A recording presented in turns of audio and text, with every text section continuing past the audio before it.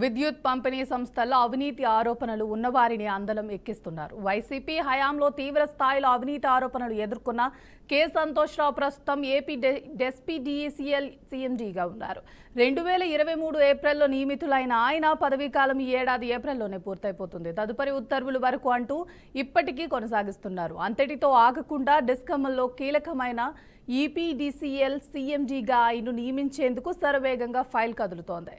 నిజానికి ఉమ్మడి ఆంధ్రప్రదేశ్ నాటి నుంచి ఈపీడీసీఎల్ సీఎండీగా ఐఏఎస్ అధికారులను నియమించడం ఆనవాయితీగా ఉంది. ఆ ఆనవాయితీని తుంగలో తొక్కేశారు. 2021లో సంతోష్రావును ఈపీడీసీఎల్ సీఎండీగా నియమించారు. ఈ తర్వాత ఎస్పీడీసీఎల్ అదనపు బాధ్యతలు కూడా కట్టబెట్టారు. తీవ్ర ఆరోపణలు రావడంతో 2023 ఏప్రిల్లో ఈపీడీసీఎల్ బాధ్యతను ఐఏఎస్ అధికారి పృథ్వీ తేజ్కు కట్టబెట్టి సంతోష్రావును ఎస్పీడీసీఎల్ సీఎండీగా పూర్తి స్థాయిలో నియమిస్తూ ఉత్తర్వులు ఇచ్చారు. ఇదే అంశంపై మరింత సమాచారం మా మేనేజింగ్ ఎడిటర్ చిదంబర్ రెడ్డి అందిస్తారు.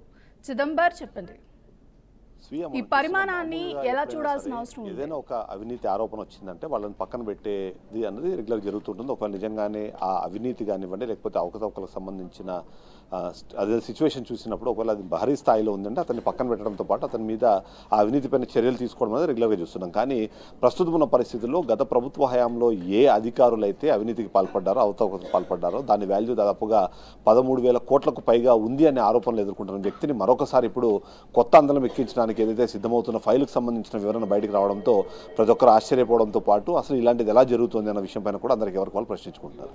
గతం నుంచి మనం చూస్తున్నాం, ఏదైతే అవినీతి రహిత పాలన అందిస్తామన్న కూటమి ప్రభుత్వము అవినీతికి ఎలాంటి ఆస్కారం లేకుండా పాలన కొనసాగుతుందని చెప్పిన చంద్రబాబు నాయుడు అలాగే పవన్ కళ్యాణ్ ఉన్న ఈ గవర్నమెంట్లో ఇలాంటి కార్యక్రమాలు ఎలా జరుగుతున్నాయని ప్రతి ఒక్క విశ్లేషకుడు ఇవాళ ప్రశ్నించడంతో పాటు చాలా మంది ముక్కున వేలేసుకునే పరిస్థితి మనకు కనిపిస్తుంది.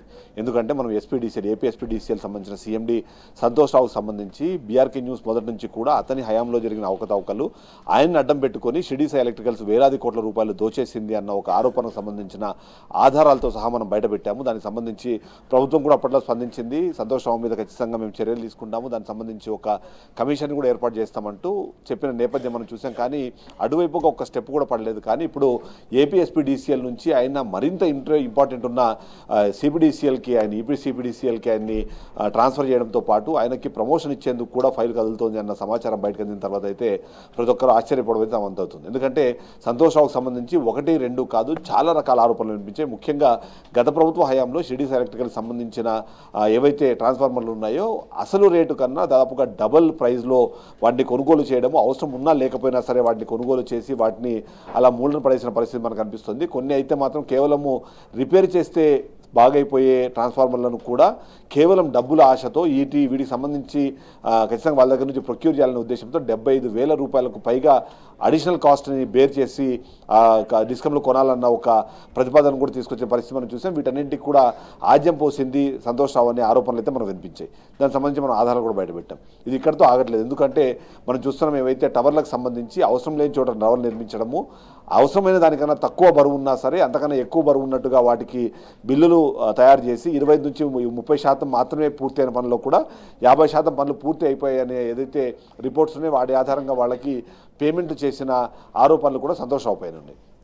ఇవి కాదన్నట్టు డైరెక్టర్ పొజిషన్లు కానివ్వండి, మిగిలినవి ఏవైతే ఉన్నాయో వాటన్నిటికీ కూడా ఆయన డబ్బులు తీసుకొని మరి ఆ పోస్టింగ్లు వేశారు అన్న ఆరోపణలు వినిపిస్తుంది. ఇవన్నీ ఆరోపణలు వినిపించిన నేపథ్యంలో ప్రభుత్వం వచ్చిన తర్వాత, ఎందుకంటే ఏదైతే పార్టీకి సంబంధించిన మొదటి ప్లీనరీలోనే ఏదైతే మహానాడు జరుగుతుందో మహానాడు జరిగిన సందర్భంలో కూడా గత ప్రభుత్వ హయాంలో ఎవరైతే అవకతవకలు పాల్పడ్డారో, అవినీతికి పాల్పడ్డారో వాళ్ళందరి మీద కూడా చర్యలు ఉంటాయి. దానికి సంబంధించిన ప్రణాళికలు కూడా ఆల్రెడీ స్టార్ట్ అయిపోయినాయని కూడా సీఎం చంద్రబాబు నాయుడు మాట్లాడిన మాటలు విన్నాం. అంతేకాకుండా పవన్ కళ్యాణ్ అయితే మొదటి నుంచి కూడా అవినీతి లేకుండా పాలన కొనసాగాలనేది అభిమతము, అది కేవలం చంద్రబాబు నాయుడుతో మాత్రమే సాధ్యమైన ఉద్దేశంతోనే కూటమిలో జాయిన్ అయినట్టు కూడా చెప్పారు. కానీ ఇప్పుడు సంతోష్రావుకు సంబంధించిన ఇష్యూ చూస్తే మాత్రం ఆయన వెనకాల ఉన్న ఆ అవినీతి తిమింగళాలు ఏంటి, ఆయన్ని కాపాడుతున్న ఉన్నతాధికారులు ఎవరు, వీటన్నిటికీ చేస్తున్న కింగ్ పిన్లు ఎవరు అన్న విషయంపైన డిస్కషన్ జరుగుతూనే ఉంది. దానికి సంబంధించిన ఆధారాలు మనం బయటపెట్టాము. దానికి సంబంధించి కూడా ప్రతి ఒక్కరు దాని గురించి మాట్లాడారు. కానీ ఇప్పుడు చూస్తే సంతోష్రావుని అత్యంత కీలకమైన ఈపీసీబీడీసీఎల్కి అయితే తీసుకెళ్లే ప్రయత్నం చేస్తున్నారో దాని ప్రకారము ఏదైతే ఎస్పీడీసీఎల్లో ఎంత అక్కడ అవినీతి జరగాలి, ఎంత దోచుకోవాలి అంతా అయిపోయింది. ఇప్పుడు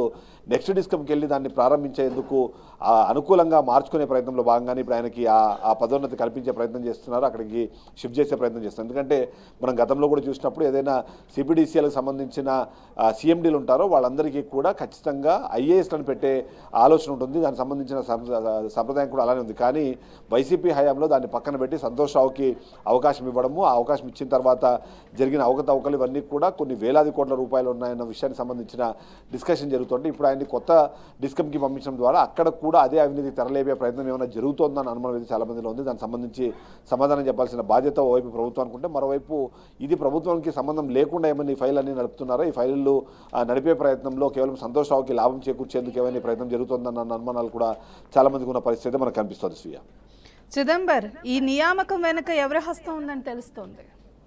అయితే మొదటి నుంచి కూడా మనం చూస్తున్నాము, ఏదైతే ఈ డిస్కంలకు సంబంధించి కానివ్వండి, లేకపోతే ఈ విద్యుత్ రంగ పంపిణీ సంస్థలకు సంబంధించిన అక్కడ ఏ ఫైలు కదలాలన్నా, ఏ చిన్నపాటి అక్కడ ఏదైనా సరే అంటే అక్కడ ఉద్యోగానికి నియామకం జరగాలన్నా సరే అది షిరిడి సాయి ఎలక్ట్రికల్స్ ద్వారానే జరుగుతుంది, వాళ్ళ కనుసన్నలో జరుగుతుందన్న ఆరోపణలు చాలా రోజుల నుంచి వినిపిస్తున్నాయి. ఇప్పుడు సంతోష్ రావుకు సంబంధించిన ఈ ఇష్యూ వెనకాల కూడా షిరిడి సాయి ఎలక్ట్రికల్స్ ఉంది అన్న అనుమానం కూడా చాలామంది వ్యక్తం చేస్తున్నారు. దానికి అనుగుణంగానే ఎందుకు అంటే మొత్తం ఈ విద్యుత్ రంగ సంస్థలకు సంబంధించిన మొత్తం కింగ్ పిన్గా షిరిడి ఎలక్ట్రికల్స్ మారింది. అంతే అందుకనే వాళ్లకు ఉన్న ఏదైతే ఎలిజిబిలిటీ ఉన్నాయో వాటినే ఎలిజిబిలిటీ క్రైటీరియాగా పెట్టారు, వాళ్ళకున్న క్వాలిఫికేషన్ ఎలిజిబిలిటీ క్రైటీరియా పెట్టి కూడా ప్రతి టెండరు రిలీజ్ అవుతుంది. ఆ రిలీజ్ అయ్యే టెండర్లో కూడా దాదాపుగా 90% పైగా పనులు షిరిడి ఎలక్ట్రికల్సే అందుకుంటుంది. అలా అందుకునే క్రమంలోనే ఏవైతే ఈ సీఎండీలు ఉన్నారో సీఎండీలు అందరూ కూడా వాళ్ళ కనుసనల్లో పనిచేసే వాళ్ళు ఉండాలనే ఉద్దేశంతోనే వాళ్ళు ఆ నియామకాలు చేపట్టే క్రమంలో వాళ్ళు ఇన్ఫ్లుయెన్స్ చేస్తారన్నది ఒకటి. అంతేకాకుండా అందులో ఉండే డైరెక్టర్లు ఎవరైతే ఉన్నారో ఆ డైరెక్టర్లందరినీ కూడా ఖచ్చితంగా వీళ్ళు ఇన్ఫ్లుయెన్స్ చేస్తారు అన్నది కూడా మాట వినిపిస్తుంది. సో ఈసారి కూడా షిరిడి ఎలక్ట్రికల్స్ వైపే వేలైతే చూపిస్తున్నారు.